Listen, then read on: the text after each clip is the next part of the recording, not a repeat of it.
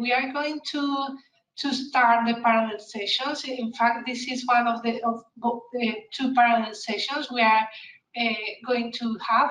So please, those who want to keep here, stay on GoToWebinar, and those who want to attend the session number 3, inclusivity in automated mobility, sorry, please click on the GoToMeet link we have shared on the chat. So thank you, and now I give you the floor, Rita.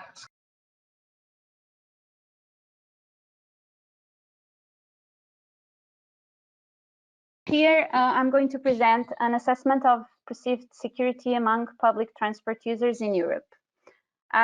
This is part of the TInnGO project. So basically, I'm going to talk about background and research questions, methodology, our sample, and how our research questions were answered, discussion and conclusions.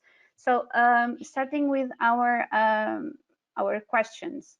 So basically, we had that women of all ages and background are more concerned about the safety and, sorry,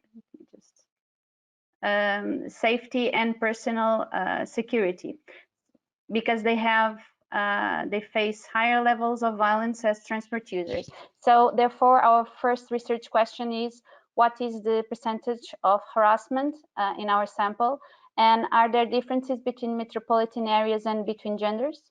The second one is related to so 80% of women and girls have experienced some kind of harassment in public, and 80% are afraid of being harassed in public transport. Nevertheless, a high level of underreporting is found. So we search in our sample what were the reasons for underreporting by metropolitan area. And the third one is that... Sorry? That women may seek a less efficient or more costly alternative when there is a perceived threat.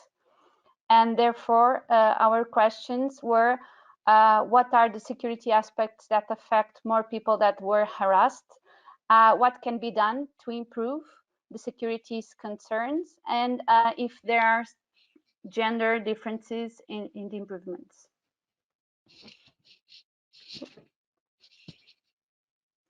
So basically, we have done, our methodology was a web survey. Due to the pandemics, it was not possible to get besides data from survey, online survey. So we have done data preparation, data processing, data analysis, and then results. We used ArcGIS, Python, Excel, and SPSS. So our sample is 6 metropolitan areas. The sample was collected by the TInnGO hubs, and then we just focused on the metropolitan areas. So, for instance, the Thessaloniki hub, they collected 401 from Greece, and then we just analyzed the 231 answers from the metropolitan area. So basically, the questions were regarding the mobility behavior, including security aspects, and it was online distribution, and in each one native language. So our first research question was about the percentage of harassment and differences between metropolitan areas and gender. Basically, we collected more or less 2,000 surveys, and we noticed that there was a percentage, an average of 19% of harassment incidents that were reported by the users. A low percentage is Valencia when compared with the other metropolitan areas, and Malmo with the highest percentage, it was 39%. It should be noted again that only 21% reported the incident, 17% in Malmo, and up to 35% in Paris. I will just show you the maps. We have searched for the location and the gender of the samples. Here you can see in Thessaloniki as in the city center, and that 34, so 1/3 of those affected belonged to the average monthly category, and there was no significant differences between men and women in this that were harassed. In Lisbon, the same city center again, and 49% of people affected belonged to the average monthly income category, and again, no gender difference, significant gender difference. In Malmo, we have again no gender differences, but here 1/3 below belongs to the below average monthly income category. In Turin, we have noticed that 75% were women. Only 25% of men reported that they were harassed. And here in the sample, 61% belonged to the below average category of income.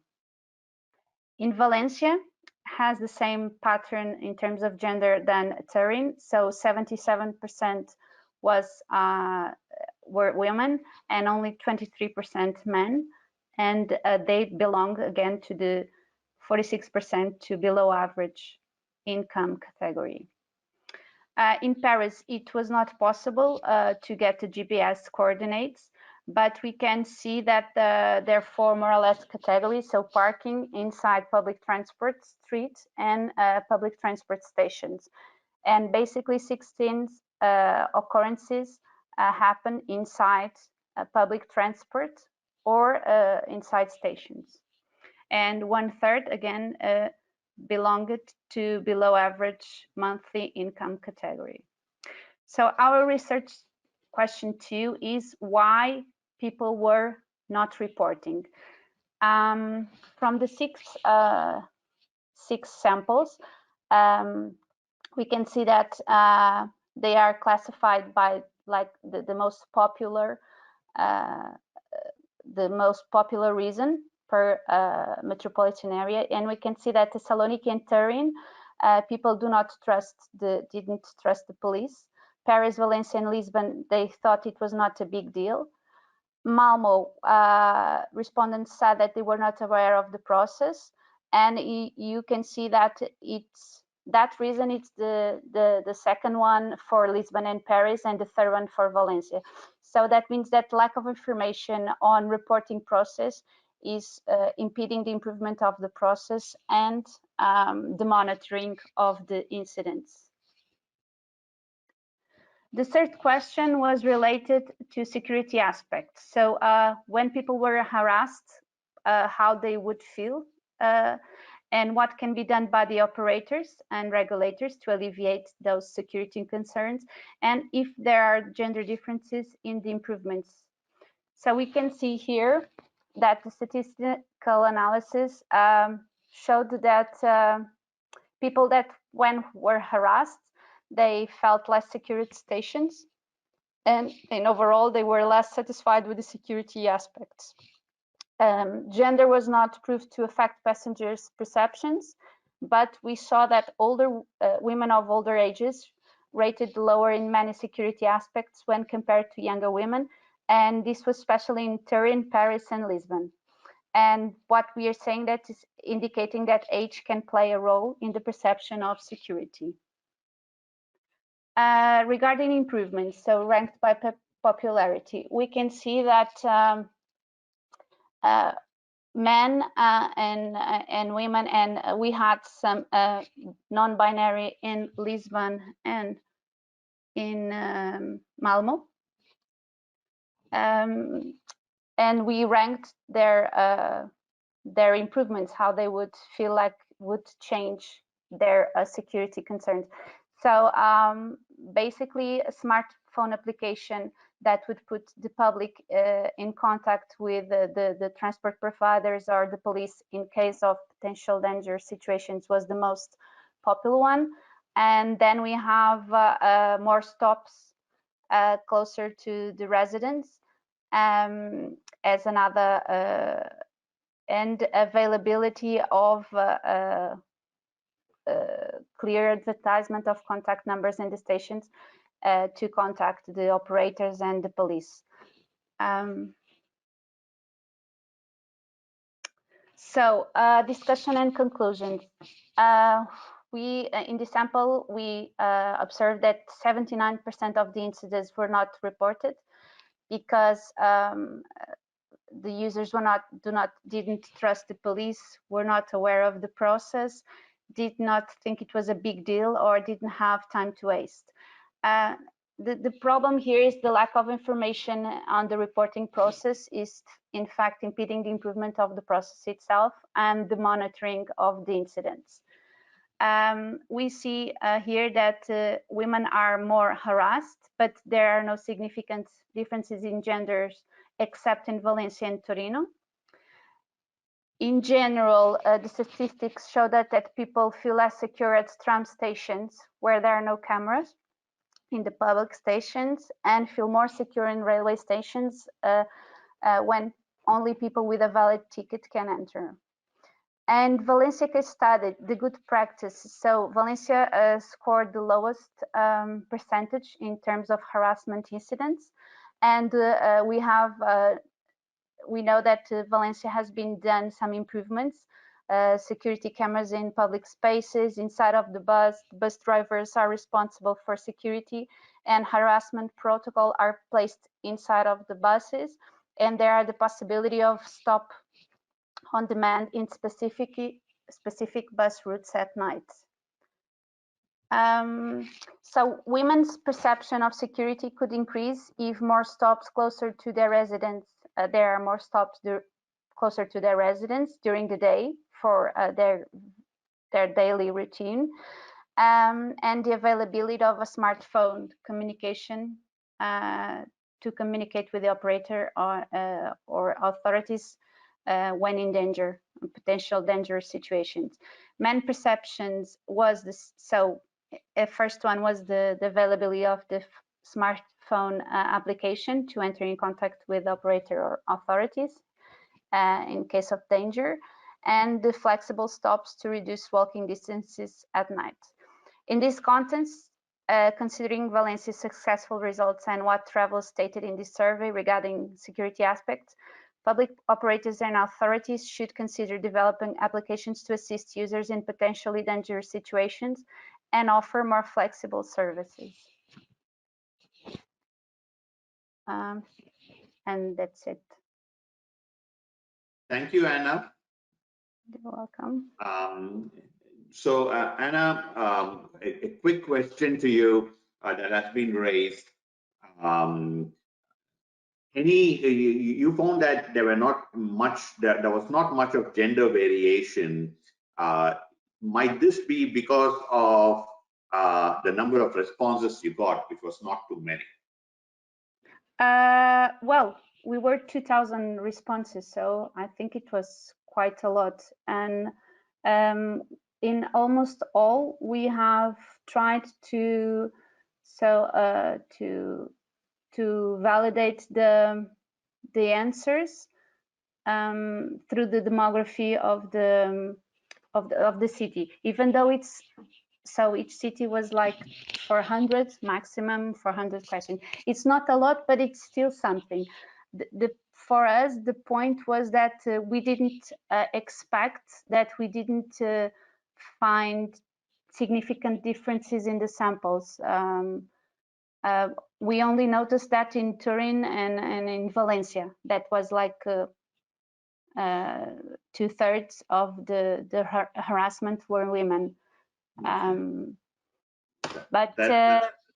Yeah, we didn't catch older population because it was online. So I think that a part of the older population we missed here because we couldn't have more from that category, demographic category. But I think we need to continue to improve the research. Sounds good, Anna. A quick question, and hopefully it'll be a quick answer.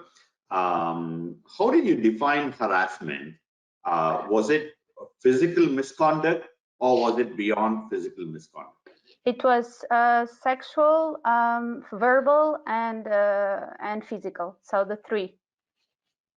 Okay, and did you differentiate between the three? I wonder if there are gender Inside variations. of the sample, no. So we asked, we defined the harassment as these three, and then we asked them, the respondents if they have already experienced a situation.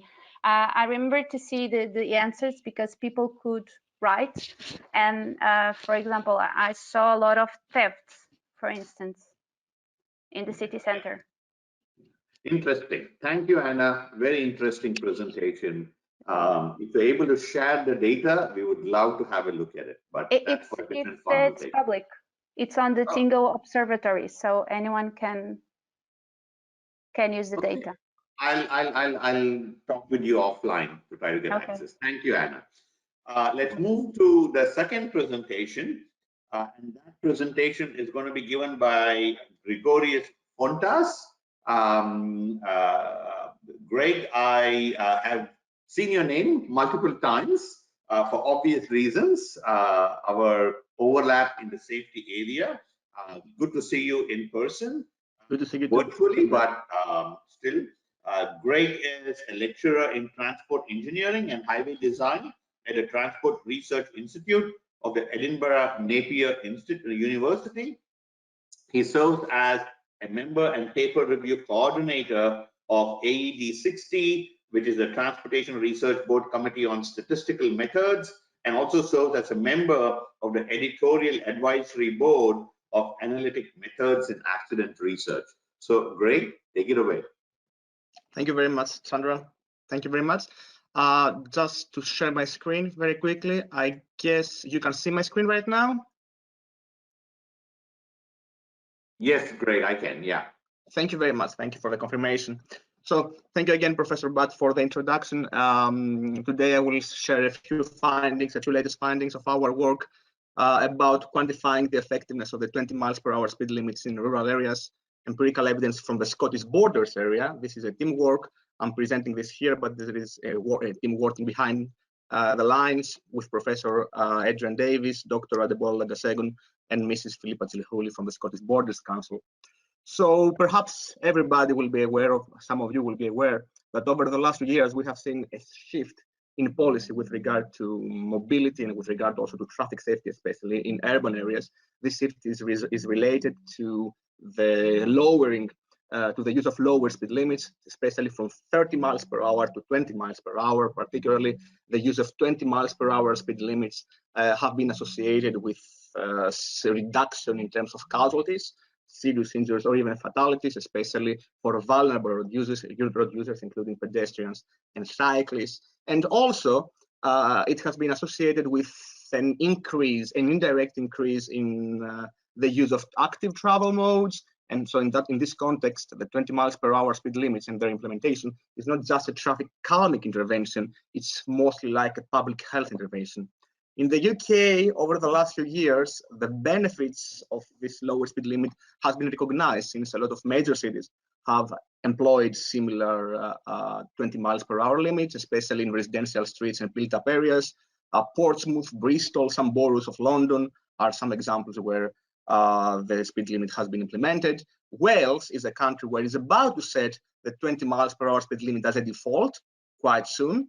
And back in Scotland here, a few years ago, we saw a city-wide implementation of 20 miles per hour speed limit in Edinburgh, in most of the residential streets, which after a long-term evaluation, it was shown that it resulted in statistically significant reductions in terms of speeds. Going to the particular case study, which is about the Scottish Borders area, the local authority of Scottish Borders, after some thorough discussions with local communities who expressed their concerns about patterns of exceeding speeds, which of course, apart from traffic safety issues, also provoke a kind of nuisance and disturbance to the local communities. They decided in the summer of 2020 to go ahead with a large-scale implementation of a 20 miles per hour speed limit, which was implemented in more than 90 towns and villages of the Scottish Borders area. As you will see here, the Scottish Borders is located southern of Edinburgh and covers a wide area until the actual borders with England, whereas the locations where the new speed limit was implemented are shown with these red dots.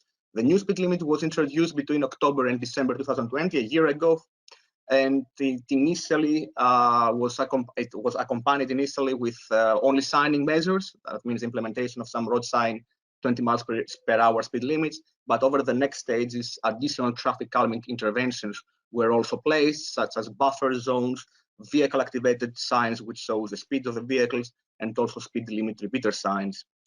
Given the nature of the Scottish Borders area, this project is supposed to be one of the first of its kind, given that most of the settlements are predominantly rural in nature, and it's the first time we have seen in the UK, and perhaps among the first across the globe, where such a change in speed limits is implemented in so many areas at the same time. The main focus of our evaluation was to identify the impact of 20 miles per hour speed limit on speed and driving behavior. For this reason, we were provided with some traffic speed data that were collected through automatic traffic counters before and after the implementation of the 20 miles per hour speed limit. In fact, we followed a quite and widely used before-after analysis in order to see the trajectory of speeds and various speed metrics. I will explain in a while which speed metrics we used. And also to evaluate the effectiveness of some additional traffic calming measures that were placed after the change of the speed limit. In the context of this before-after analysis, we followed a quantitative approach consisting of descriptive and statistical analysis. In fact, we calculated descriptive statistics for different metrics. We compared them across different stages of the intervention. We did some statistical testing to identify statistically significant differences with t-test and Wilcoxon rank sign test. We also did a bit of statistical modeling. The work is still ongoing because we have more plans for statistical modeling. But until this point, we have estimated linear regression model in order to see in a comprehensive overview what is the impact of the 20 miles per hour on speeds. And also we did some kind of non-randomized control case studies in order to see the impact of the supplementary interventions on vehicle speeds. In terms of data, as I mentioned previously, we were provided with before data, the survey one, which were collected a few weeks before the implementation of the speed limit, and with 3 survey waves after the implementation of the new speed limit. In fact, the data for survey 2 was collected a few weeks after the 20 miles per hour speed limit. The survey 3 was collected up to 5 months after the new speed limit, and the survey 4 the data for survey 4 were collected up to 8 months after the new speed limit. We had some varying numbers in terms of available locations with commonly available data across the different survey waves. And for the metrics that we used for the evaluation include mainly the mean speed, the 85th percentile speed, standard deviation of speeds to understand the homogeneity of speeds across the different locations, and some speed metrics, which can give us an idea about the speeding patterns and the compliance patterns that were observed after the implementation of the new speed limit. I don't want to spend more time on the methodological aspect. I'm quickly go to the results. Indeed, we have information for various locations. Indeed, we had a data set with 2.5 million observations, given that, especially for the first couple of surveys, we had individual vehicle speed data. So what we did is to classify the average values of all the locations per some speed ranges that are used in practice for this kind of evaluation studies. We used 4 ranges, 0 to 20, 20 to 25 miles per hour, 25 to 30 miles per hour, 30 to 35 miles per hour. And as you will see here, whereas before the vast majority of locations were associated with the 25 to 30 miles per hour speed range, in survey 2 and survey 4, after the intervention, we have seen a significant shift of locations towards the left, towards, in other words, speed ranges, lower speed ranges. In fact, we saw that more than 75% of the locations after the intervention had mean speeds lower than 25 miles per hour, which is a threshold which is used by the Department for Transport in the UK for the use of 20 miles per hour project. And in fact, we saw that the intervention almost doubled the proportion of locations with speeds lower than 25 miles per hour. Going to more granular statistics, here I'm providing a table of the descriptive statistics of mean speed in 85th percentile speeds before and after at different survey waves. All the sites previously had 30 miles per hour speed limit, and these were replaced by 20 miles per hour speed limit. In fact, we saw a reduction of mean speed 8 months after the implementation of the new speed limit, equal to 2.7 miles per hour, which is among the highest that has been seen in the UK before in previous trials. And we also saw a similar reduction for the 85th percentile of speeds. Something which was also very important for us was to understand which locations were more likely to have larger reductions and which locations were more prone to keep the same patterns after the new speed limit. So in this graph here, we're providing a graphical overview of the relative and absolute speed changes. In the horizontal axis, you will see the mean speed before. In the vertical axis on the left, you can see the reduction in absolute terms. And in the vertical axis on the right, you can see the relative reduction in percentage terms. As you will see in the horizontal axis, and also by the red line here, which shows the, let's say, rolling average of the changes, as you will see, the higher is the mean speed before, the higher is the speed decrease that is observed 8 months after the intervention. This is something that was expected. In other words, in locations which were quite prone to speeding patterns, we saw major speed reductions. And if we want to see in an even more disaggregate way, we saw the particular, here we're providing the particular speed differences before and after for the different speed ranges. As you will see for locations with mean speeds less than 20 miles per hour, we didn't see any major difference, which is anticipated. For the range 20 to 25, for locations with mean speed in the range from 20 to 25 miles per hour, we saw some milder decreases, whereas the largest decreases were observed in sites where previously had mean speeds greater than 25 miles per hour, 3.77 for 25 to 30 and 4.72 for locations previously have mean speeds in the range of 30 to 35 miles per hour. In fact, the t-tests that we did revealed exactly that all the speed reductions were statistically significant with a level of confidence greater than 92%. We also checked the temporal evolution of speed changes using data from all the survey waves that were available.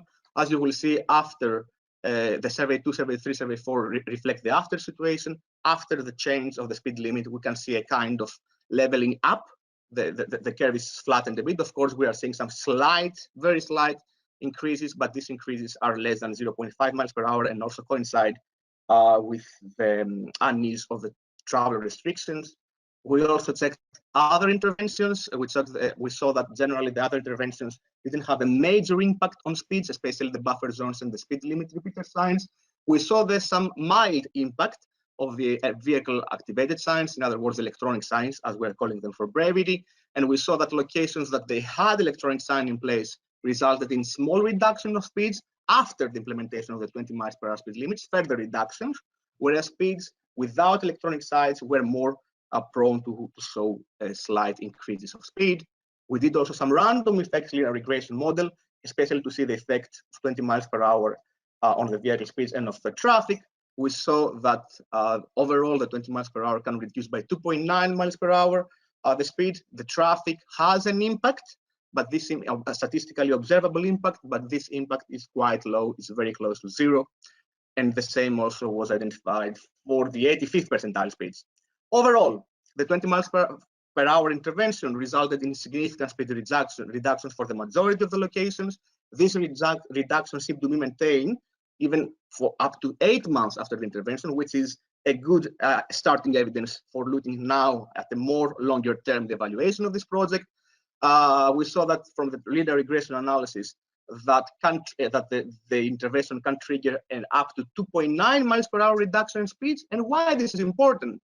Because according to previous research from TFL, the Transport Research Laboratory, TRL, excuse me, and 1 mile per hour reduction of the average speed can result potentially to a 5% reduction of casualties, which is very important for traffic safety and for public health.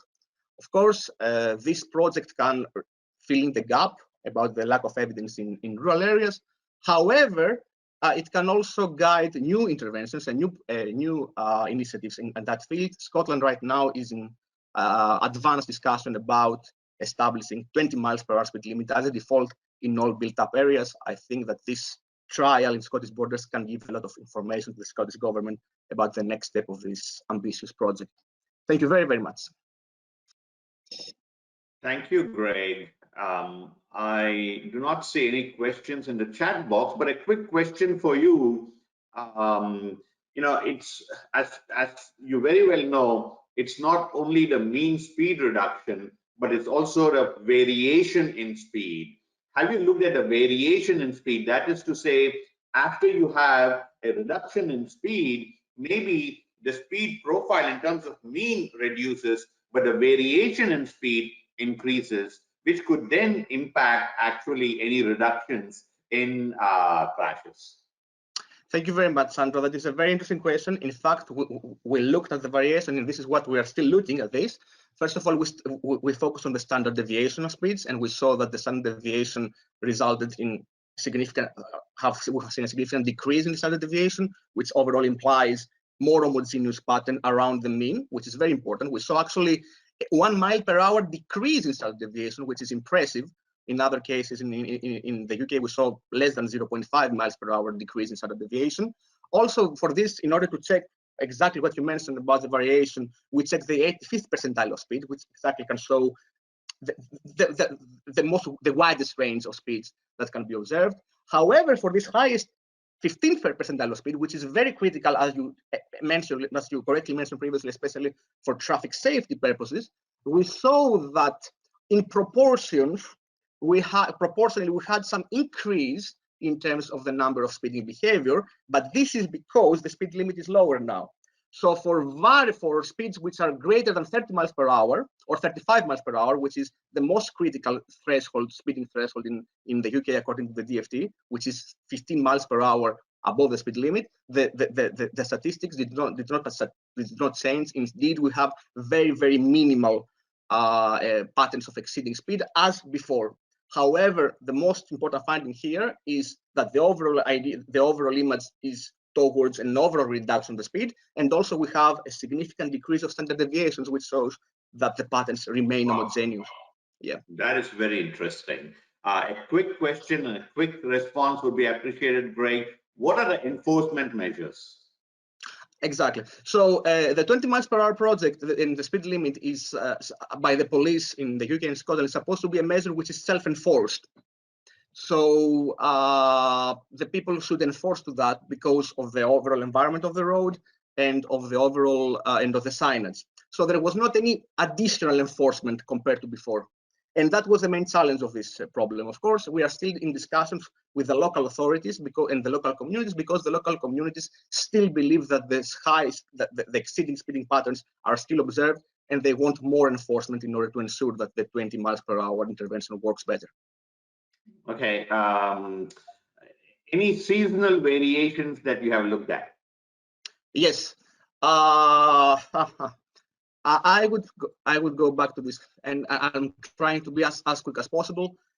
Before going to seasonal variations, we checked variations of traffic with regard to non-COVID and COVID restrictions. So, for example, survey 2 was a survey that was conducted during a stringent lockdown, the second lockdown of the UK. So, in that sense, we saw significant reductions of traffic, whereas in survey 4, which was held in the summer, we have a significant increase in traffic because most of the restrictions have been lifted. So in that sense, whereas there were fluctuations of traffic, we didn't observe fluctuation in terms of mean speed reductions or 85th percentile speed reductions. And that was quite encouraging. And for this reason, to provide the statistical justification for this, we did the random effect linear regression model in order to see exactly what is the impact of traffic and the seasonal variation on this. And we saw that there is a statistically observable impact, but extremely minimal. Most of the traffic reduction, most of the speed reductions at this point can be attributed to the 20 miles per hour intervention. Thank you, Greg. In the interest of time, let's move on to the third presentation.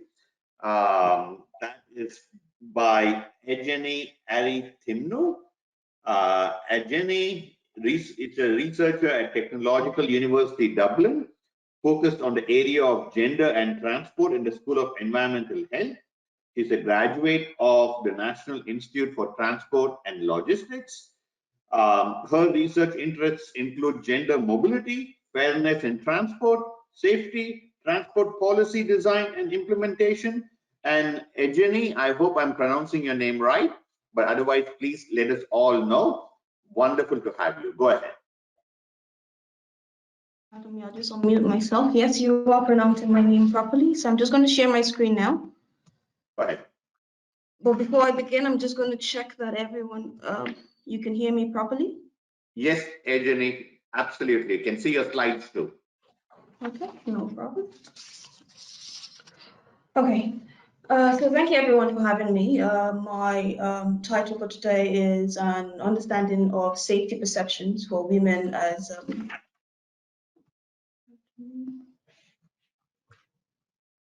I'm just going to minimize that. Pardon me. Okay. So an understanding of safety perceptions for women as users of surface transport, combined with a snapshot on the barriers of COVID.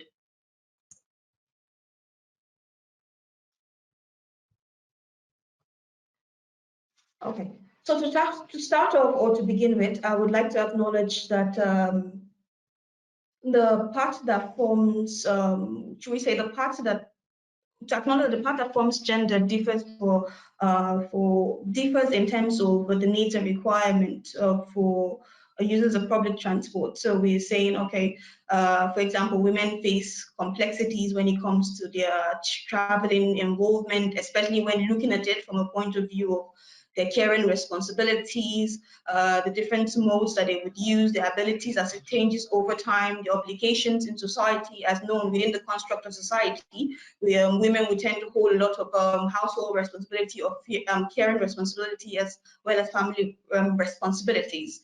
However, outside of that, one would also say we'll be looking at into the aspects of leisures as well.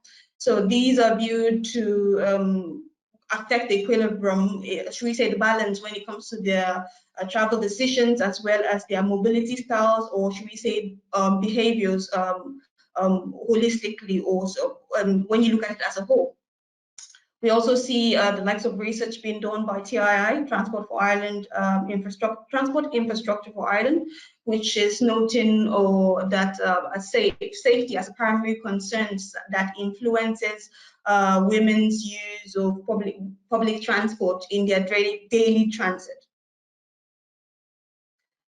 So before I also progress, I would like to acknowledge the Diamond project, which I am currently under, which looks into what is called fairness and inclusion and identifying measures within what is gender disparities in the use of public transport. Some of the confines that were being covered were to do with access, to do with infrastructure, as well as safety. However, for today, I'll be covering that of safety and security. Before I also proceed into the demographic, I would like to make note that as well, some of the, looking in the line of the clusters, or should we say, the characteristics that were being looked at in the project, some of the questions that were being, the confines of questions included the factors that affected women's use of public transport, as well as how these factors affect, or should we say, how these factors discriminated against women use of public transport in line with modalities in the system itself. So with the demographic for the data, we got 68% women and 32% male. Majority of our participants were of European background. We have a minority of the respondents were of an age between 75 years and older. We also have majority of the respondents not traveling with dependents, or neither do they not living with dependents as well as traveling with dependents on a daily basis during their transit.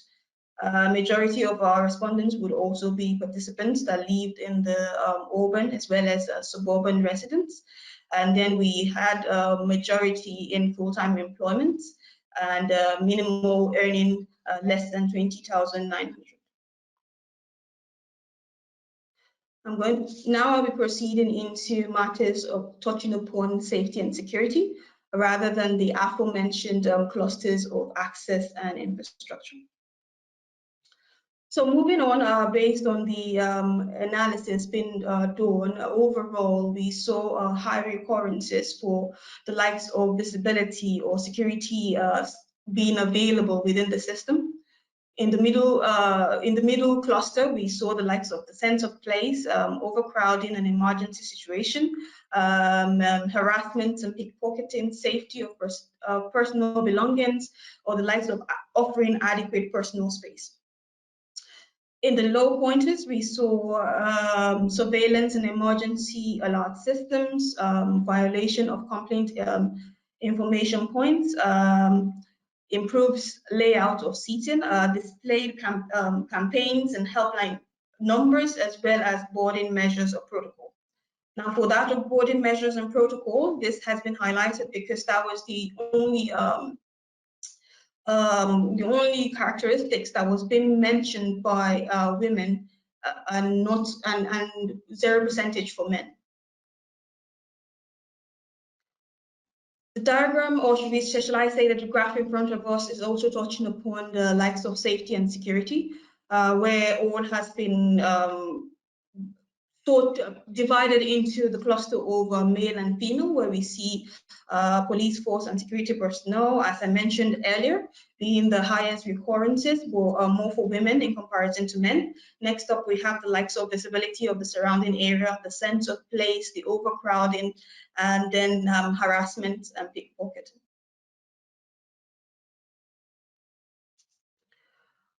On the present slide, the information on the current slide touches upon the respondents. With this, we're saying, okay, the number of, even though previous had touched upon the frequencies of recurrences for that particular concern or characteristics being highlighted, this is showing us that 100% of female participants noted the need for police force and security staff.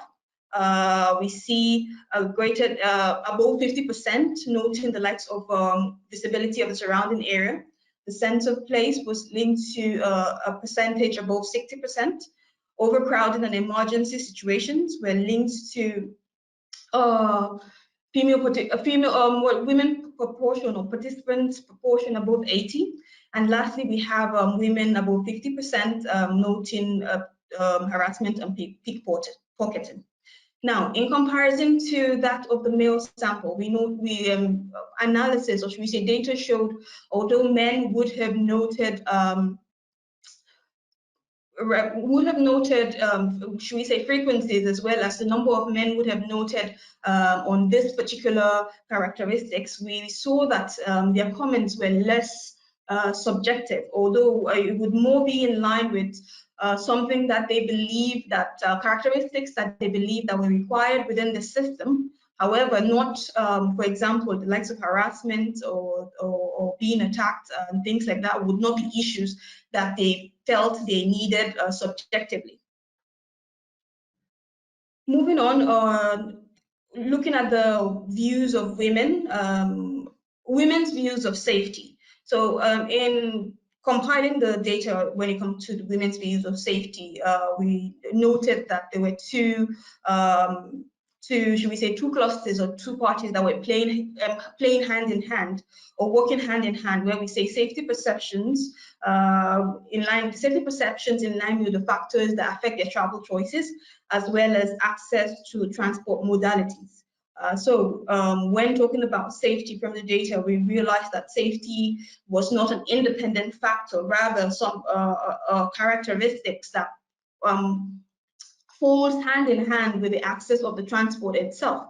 Besides, if we talk about transport itself, isn't it the movement from one part of merging society, or movement from one part to another? So when you're talking about transport access and safety, really there's you cannot talk about safety perceptions and leaving access out of that. On my next slide,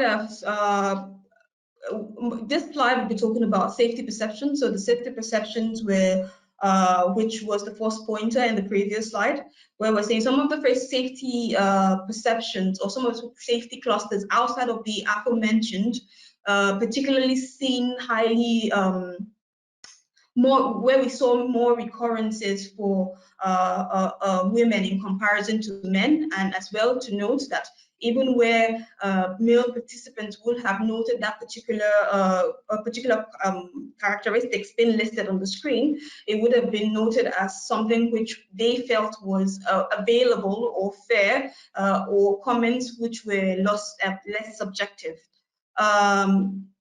So we saw the likes of women mentioning response time. So although they mentioned the need for gathered security personnel, police security as well as staff being needed on the transport itself, there was particularly, should we say, a push or a note of response times of the force. So women were, the response times of security was kind of was linked to fear, where women were noting the need for security or staff to be present, or should we say to arrive on time before a situation had occurred.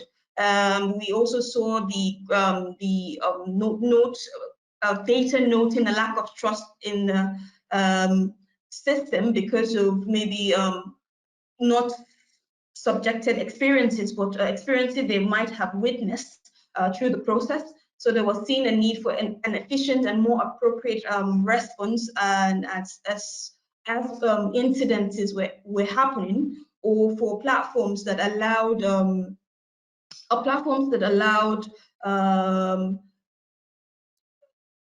what do you call it? Platforms that allow swift or quick response by personnel. Moving on, we saw the likes of complaint information points in the case of violation of personal safety, where, as mentioned earlier, so swift access point. I know that one of our listens in the previous slides mentioned where you were having complaint information points and what have you. Yes, there was need for women saw this as important, not necessarily unimportant. However, the need was kind of pushed towards having more discrete and e-systems that were able to alert personnel of occurrences of violences happening. Also noted were suggestions of where mostly staff didn't have a hands-on, what should we say, an authoritative strength, also an authoritative, should we say, infiltration when it came to situations where participants were suggesting that rather than having to, even if an automated system was available, rather than having to wait for security personnel to come, staff could also be given authority where they could stand on the gap as a barrier before the arrival of the security. With automated systems as well, we noted that the elderly, or should we say the elderly, noted that although this was it's also needed and seen as important, they noted the need for there to be human presence. They would feel more safer to have human presence around in the cases of violation, or even when there is not as well. Moving on, we see body measures and protocols, where the environmental measures that accommodate all abilities, whether they are those of those in wheelchairs, or those that have caring responsibilities, or those that have mobilities that are tainted, or should we say not tainted, abilities that are affected by health issues. When going into modal services, this was especially seen when interconnecting, especially when going from buses and trying to get into the trains, and as well as buses. We saw boarding measures were particularly needed to allow a friendly environment for those with caring responsibilities, those with abilities, etc. There was also need for more than one validators, which people particularly noted by people with caring responsibilities or abilities, where there was overcrowding being noted before boarding services, and this was also particularly noted with bosses to have more than one validator when getting on services themselves.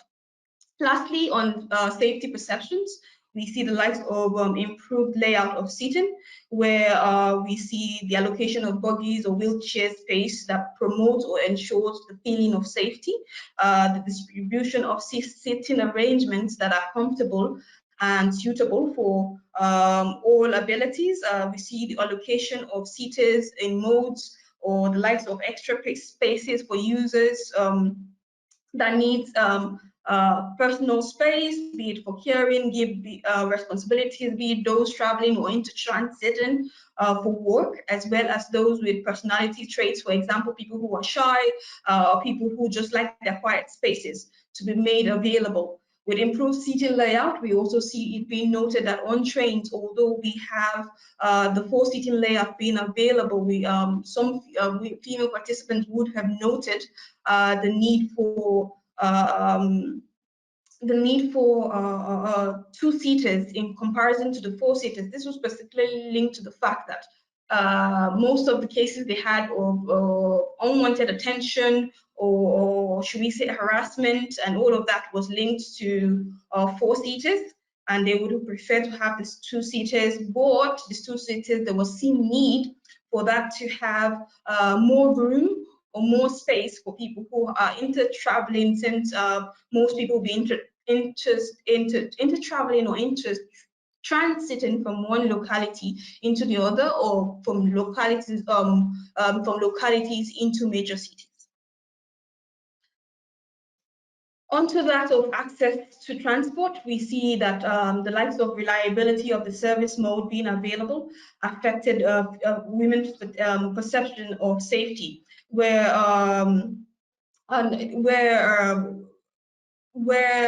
services not being on time would mean or conform to the fact that they will be waiting at stops for a large number of times. If you look into and also listed on and as listed, pardon me, we also see the need for less restriction to provided services at evening or night hours.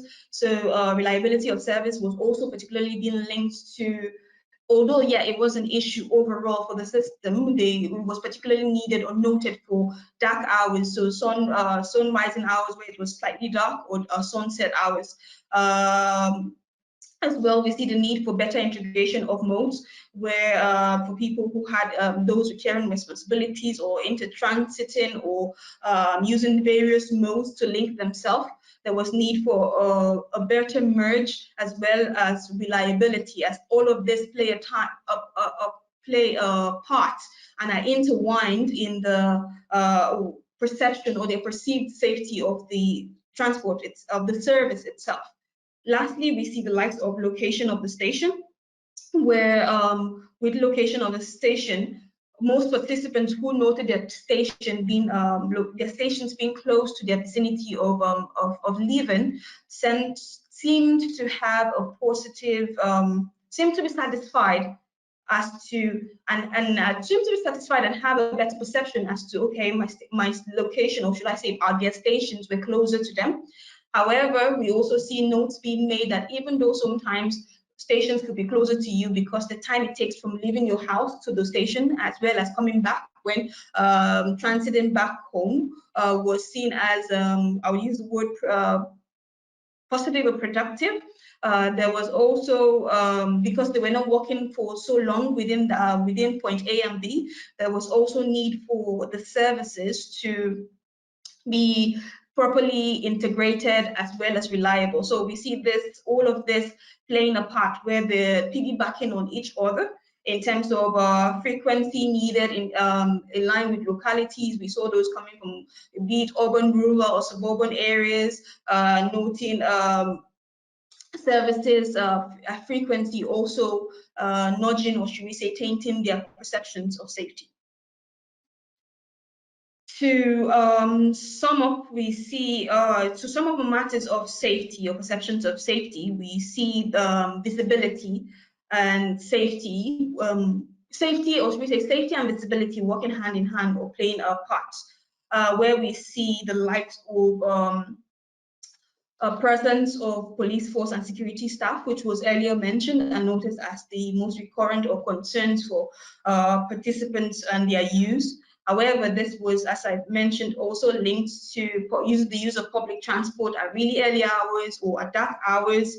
And as well, we see that when the word visibility was being used, it far outweighs light being present within in that period, but also structures where women wanted structures or design that didn't subject them to violence, that were open, where they can see one end to another.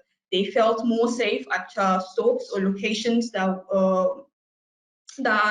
had light, as well as were visible, where you can see one distance to another. So this in line would have made them feel less isolated or vulnerable, or bring about anxiety or the likes of fear.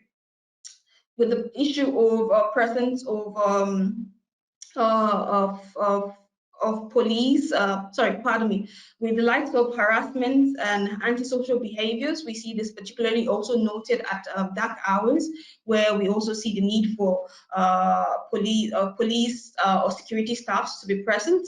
But this was also particularly linked to the need for response times at this particular hour, especially given that the amount of security at that time was minimal. Should this be embodied or unbounded, we see we see that this could promote convenience and comfort, because we see participants mentioning the diminished convenience and comfort while using the service. Anxiety, as anxiety being linked to all of the mentioned or all that I've explained, as well as news surrounding safety in the media and what have you, has etc. Has also been seen to bring about a change of behavior or travel paths, where women would decide to use a different mode in comparison to that, or just switch completely into using their private vehicles. So, Ajeni, we have to wrap up your presentation to go to the next one, but go ahead. No problem. I'll just wrap it up. No problem. Okay. I'll just rush through this. So with the metric comparison, we see needs being surrounding the available of security, as well as visibility of the surrounding area of the station. Some of the barriers that were listed were harassment, safety of personal belongings, the need for visibility of the area, overcrowding and emergency situation, offering adequate space, as well as sense of place. To move on that of COVID, which will be my last slide, we see a higher concern for women in comparison to men. We see the travel population, mostly since COVID, to do with people who do not travel with nor live with dependents. We see higher recurrences for the likes of the need for protective measures, safety protocol, service frequency to localities, crowding, cleanliness, as well as ventilation.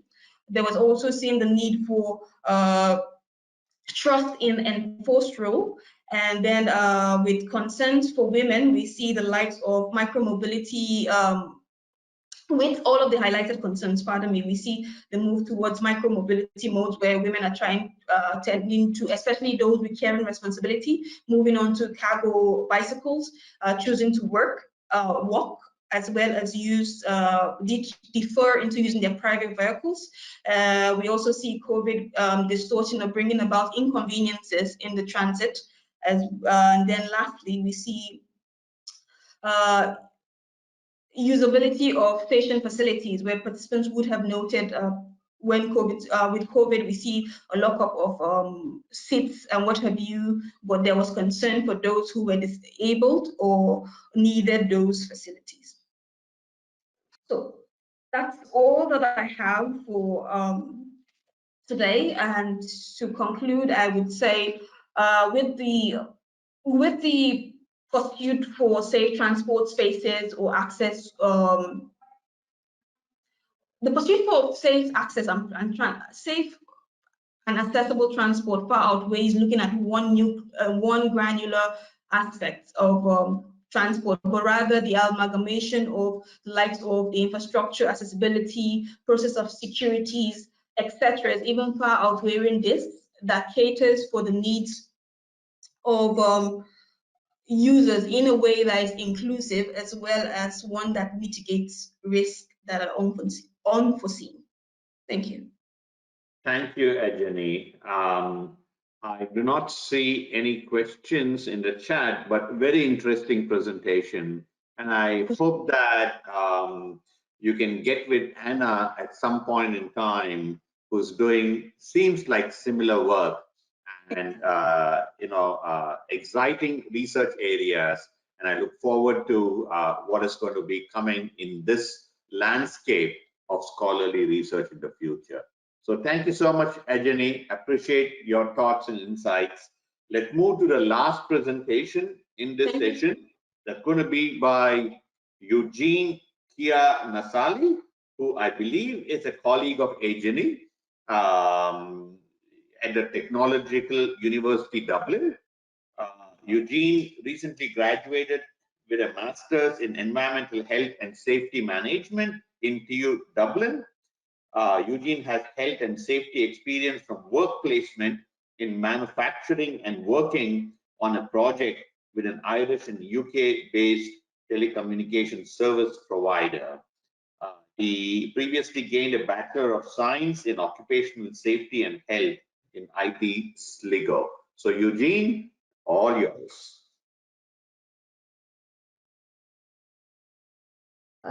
Thanks, Brad, and hi, everyone. Just wondering if you can see my screen. Yes, Eugene, we can see your screen. Okay. Thanks for having me today.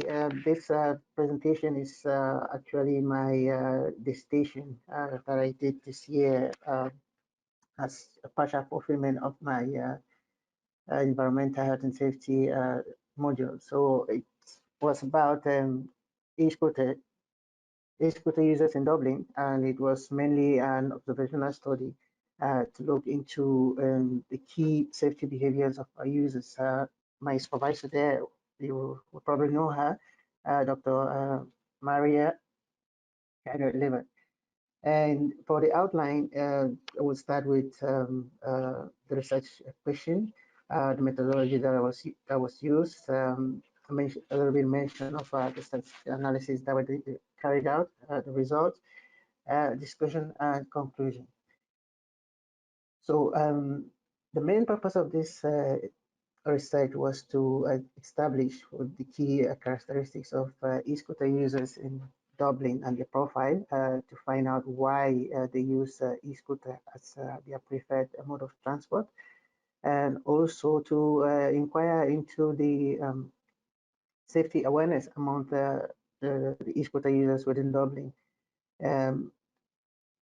Partly also to check into what were the safety issues that they normally inquired, and also to investigate what could be done to improve on their safety concerns. So the methodology was a hybrid of an observational study and an online and paper-based questionnaire,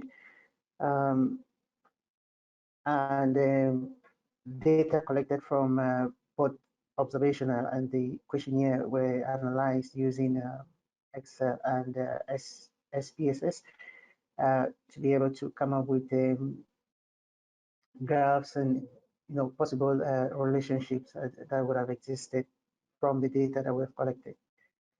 So for the observational study, the data was collected across 9 different points in Dublin City, and as you can see there on the screen, that will be a template that was set up to capture the type of data that was required, and just some of the locations that would have been we would have collected data from. So data would have been collected from 512 e-scooter users for the observational studies, and we had 36 respondents from the survey. The survey didn't do too well, though we're mentioning some of it in this presentation, but it was considered later on in the project itself as a pilot study because of the one numericity. So this survey would have kicked off on the 9th of June, and over a period of 3 weeks, we did measurements we did observations at 3 different sites, and the criteria for the sites to meet our observation site was that there should be the area had to have a high flow of traffic, clear road markings, availability of cycle lanes, and also availability of sidewalks. We did observations at 3 different times of the day, from 7:30 a.m. to 9:30 a.m., which usually the rush hour when most people are going to work, and 9:30 up to 11:30 a.m., which mostly the recreational users that will be using their e-scooters at that time. And we also had another session from 6 p.m., definitely the time when everyone is rushing back home. So some of the data that we were concentrated or very much interested in was the genders of the users, how many of them were male or female. We're looking also at how were they making use of personal protective equipment like helmet, were they wearing the helmet correctly, or some were wearing helmet and not fastening it. We also looked at the use location, whether they were riding on the road, on the footpath, or on the bicycle lane. And we had also actually considered checking the speed at which they traveled at, but due to time constraint and other factors, we had to use the questionnaire. We counted on the questionnaire to capture this data based on the users answering the questionnaires rather than taking up the measurements ourselves. Other things that we would have picked up during the pilot studies that we had not thought about when we were putting together the questionnaire was things like passenger doubling, and also the use of headphones and iPods by users when they were riding their e-scooters. So for the results, when we break down the main questionnaire into 4 different sections for what were the key characteristics of e-scooter users in Dublin, we found out that the vast majority of the users, like as presented on that pie there, the circle there with the blue pie, 71% of the users were male and 29% were female.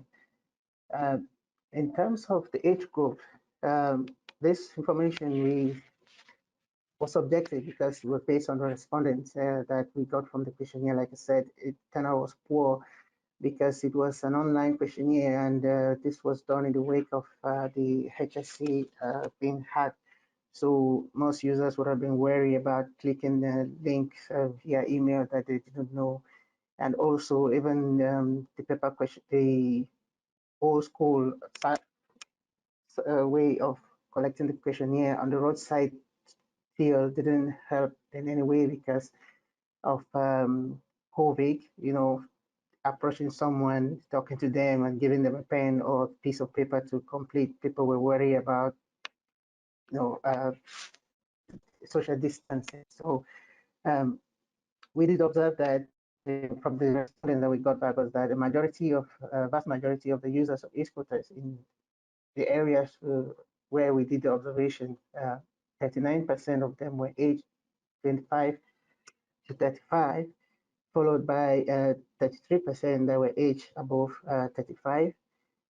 Meanwhile, 25% of them were aged 18 to 25. There was a further 3% that didn't specify their gender, so we considered them, group them under the others group.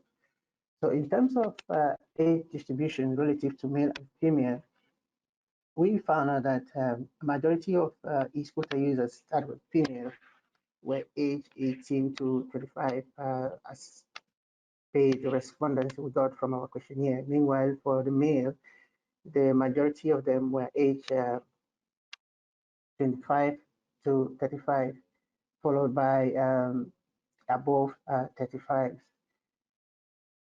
Also, looking at the percentage of observations that we got from each observation site, we'll see that most of our, the majority of the observations at O'Connor Street, followed by Upper Leeson. O'Connor Street, as we know in Dublin, is the main commercial area, and that a lot of commercial activity going on there. And also with the Upper Leeson, it's more of an administrative area where you have most of the offices situated. So in terms of the second part of the question, which says why do e-scooters users prefer the e-scooter as their use the e-scooter as their preferred mode of transport? The majority of the users, 41% of the respondents, we got the feedback that they preferred it because it was fast, given the transport nature in Dublin, traffic congestion during the rush hours between 7 to 9 and maybe 4 to 6 p.m. Usually the rush hours when people are commuting from one side of town to the other, traffic is really, really congested. And so they thought their response was that the e-scooter would get them easily from point A to B. 38.9% of our respondents said it was cheap, and ever since they started using the e-scooters, it saved them a lot of money. Say transport, public transport in Dublin or in Ireland is expensive, and so the e-scooter was a cheaper option for them.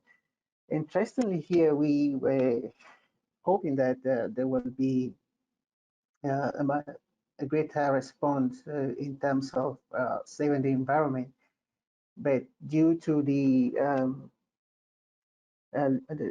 complexity of the questionnaire, we had 5.6% of others that they said other reasons. They preferred the e-scooter for other reasons. They didn't specify, so we weren't sure if it were for environmental purposes or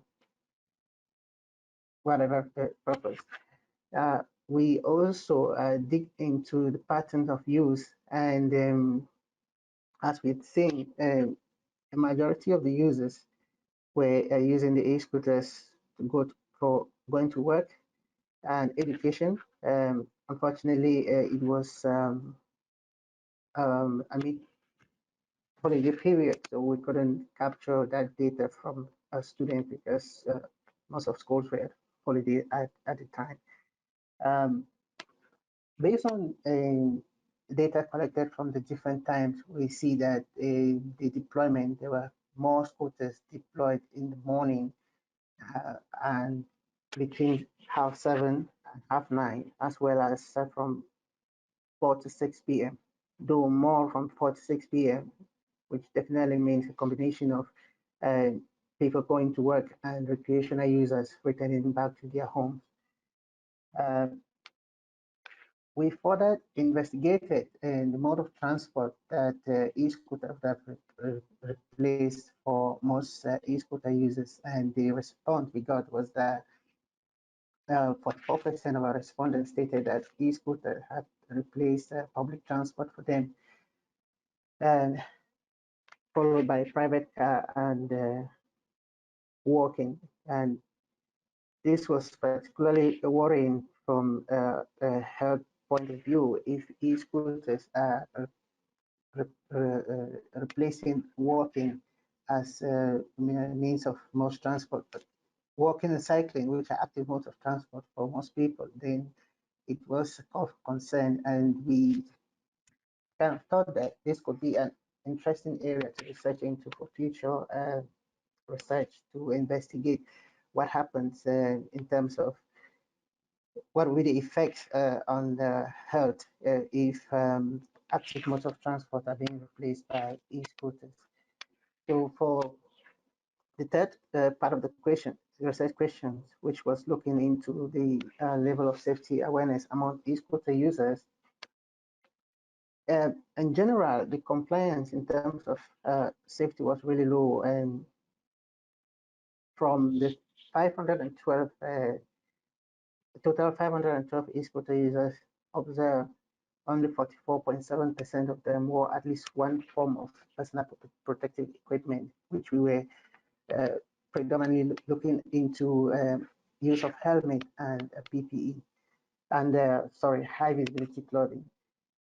Breaking that down into the various types of protective equipment used, we see that the helmet performed better than the high visibility clothing for reasons that we couldn't tell, but we thought this research having been carried out in the summer, given that the day length was longer, maybe people felt more visible because of longer daylight and didn't see the need to wear high visibility clothing.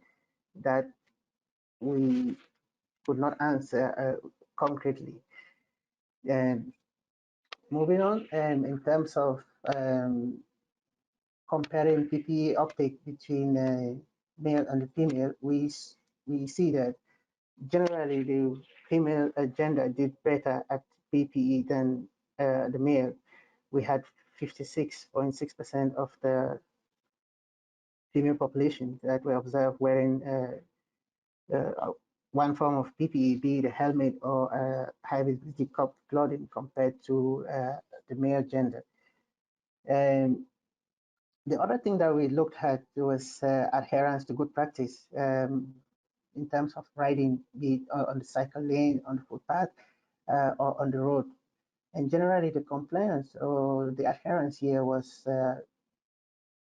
let's say, better than we had expected. 77.7% of the total users observed were riding their e-scooters on bicycle lanes, compared to 18.8% of them that were using the footpath and 3.5% road riding on the road. When we broke down further into, when we dig down further to compare the patterns between the male and the female gender in terms of using the road or the cycle lane, generally, overall, there wasn't much of a difference, although it was slightly, maybe 2% higher for women, but both genders did well on that particular aspect. In terms of adherence to good practice with speed on the cycle lane, the bulk of the female, 62.5%, stated that they usually rode their e-scooters on the cycle lane at around 10 to 20 kilometers per hour. Meanwhile, a bulk of the male, 69.2%, stated that they rode their e-scooters on the cycle lane at around 20 kilometers per hour or above. And going forward, other things that we would have looked at was passenger doubling, because of the small size of the e-scooter and the small size of the wheels, making it particularly unstable. So passenger doubling could be an issue, bringing about stability. And we noticed that only a very small percentage of the population observed were carrying a double passenger, and 98.4% weren't, which was pretty impressive. And another aspect that we looked into was the use of headphones and iPhones and iPods, when riding e-scooters. It was surprising to find that even the small nature of the unstable nature of this e-scooter some of the users were actually writing and texting while on these devices, which was particularly dangerous. And even an 18.8% use of headphones, though low, but we still think it was a call for consent because in some cases it was difficult to see iPod, given that some users had long hair and it would be sitting under the ears and you couldn't really tell for sure if they were having iPods or not. And in listening to music or talking on the phone while using your e-scooter or driving or cycling has been proven in many researches to have a serious impact on mental workload or distraction, and increases reaction time if you were, say, in a dangerous situation. So going forward, in terms of what were the safety issues that are normally encountered by e-scooter users, there were mainly two issues highlighted, which were infrastructure and the design of the e-scooters themselves, as well as the enforcement of legislation. At the time when this thesis was being, or this project was being conducted, e-scooters were not legal, were outlawed. It was on public roads in Ireland, so that was a serious issue of concern for the users. So some of the infrastructural issues that would have been raised was there were insufficient cycle lanes, and even in cases where there were cycle lanes, some of them was really not safe because often you will have to share, like around a corner street, e-scooter users or the bicycle path is shared with the bus, and that was really a call for concern for the guys using e-scooters, and even the tiny nature of the road. And the other issue that was highlighted was that the state of the roads were really poor, uneven, and a lot of potholes. So, given this, the nature of the e-scooter, trying to sway or dodge from a pothole could easily destabilize your equilibrium and maybe cause you to fall. And the other issue that was highlighted as well was the small size of the wheel, which also contributed in its stability. So a few suggestions that would have been made by the users in terms of legislation with regards to e-scooter was that um, whenever the legislation is being updated, use of helmets should be made compulsory or mandatory, and that there was a call for e-scooters to be legalized in Ireland sooner than later. So the main findings that we would have had from this research was that a vast majority of the users, 71.1% of them were male, and there was a general poor compliance in terms of PPE, with only 44.7% of the users actually using one form of PPE or the other. We also found out that the more female e-scooter users were likely to wear a PPE, especially a helmet, compared to their male counterparts. We also found out that the male e-scooters were more likely to ride their e-scooters, be it on the road or on the cycle lane at a higher speed than the female. Also, it was found that a majority of e-scooter users use their e-scooters for commuting to work due to the congested nature, rush hours, in order to get to work early enough and to fast commute from one side of town to the other, and also to save costs. And that 41% of the e-scooter users also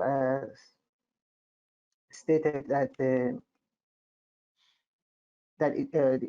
it was, cheaper for them as well as cost saving. Other findings were that e-scooter had replaced public transport for most users, followed by public transport, as well as cycling and the walking, which I've explained before, I touched before in terms of which is worrying in terms of active modes of transport being replaced. Also, there was a good compliance in terms of riding on cycle lane, with the vast majority of the users from both genders using the cycle lane. Also,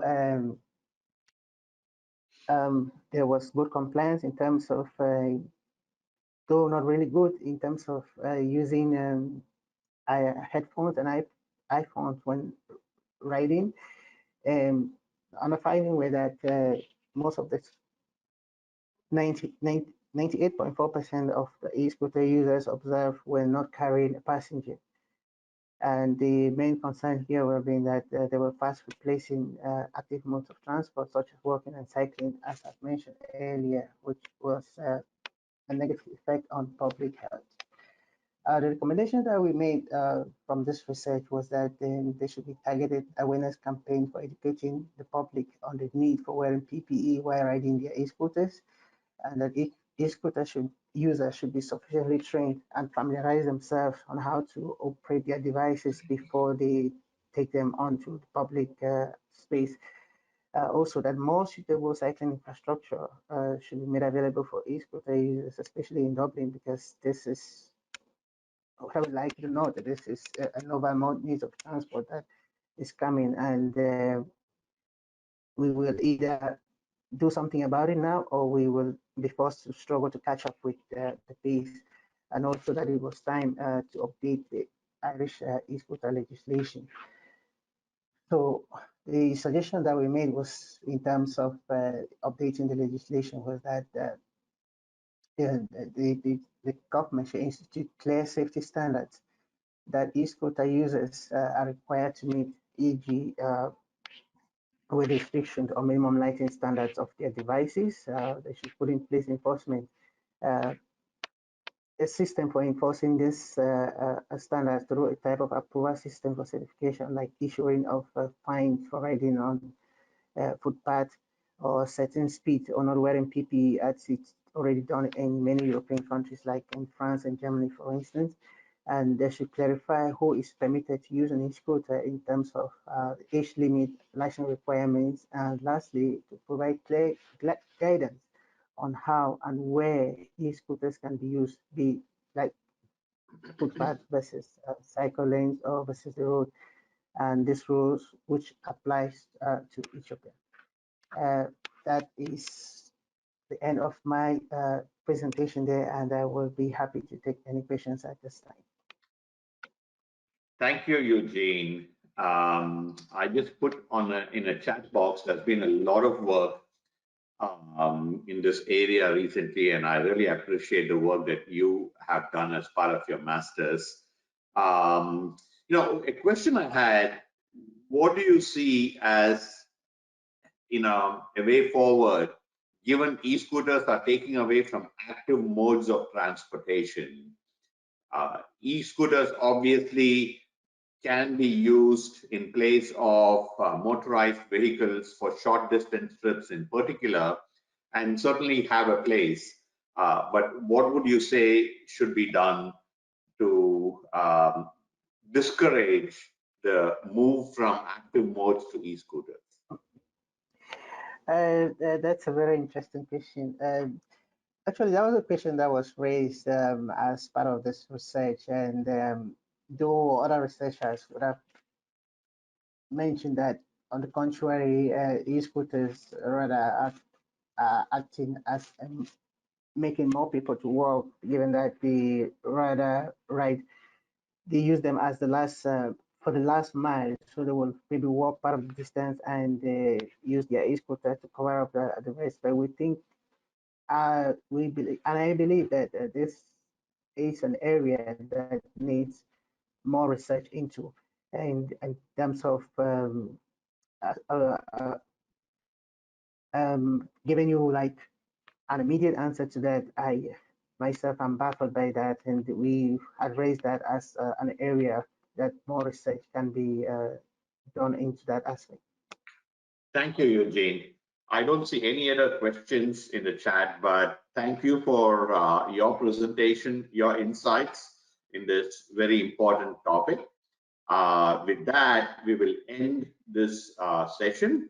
For all the attendees, appreciate you being here. And now I'm going to give the floor back to Wafa for so that she can make some concluding remarks. Wafa. Thank you, Matt. Thank you, Chandra. Thank you very much. Right, while we still have actually 2 more days in this event to go through presentations and work, I think majority of the TDM papers have been packed in today. So I think that's why we will just make a concluding remark on the day today.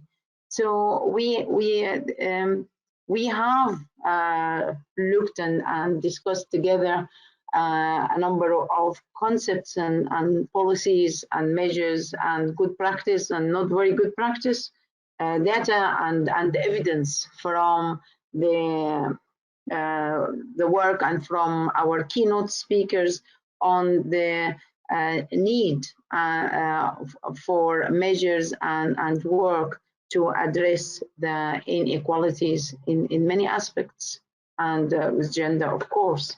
And there are evidence, however, that there are some good practice and some good work. In fact, the fact that we dedicated the symposium this round for gender inequality, that is a good way forward. And also the jointly the joint conference on the same topic also represent evidence that we are on the right track.